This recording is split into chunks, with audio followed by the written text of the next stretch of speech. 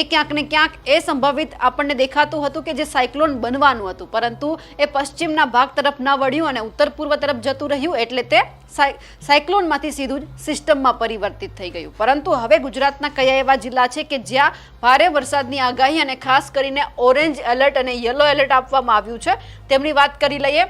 ચોક્કસ વરસાદ છે. આપણે જે રીતે સાંભળ્યું છે કે ગુજરાતની અંદર વરસાદની આગાહી છે કે વરસાદ પડવાનો છે, એમાં ખાસ કરીને ઓરેન્જ એલર્ટમાં ગીર સોમનાથ, અમરેલી અને ભાવનગરના વિસ્તાર છે.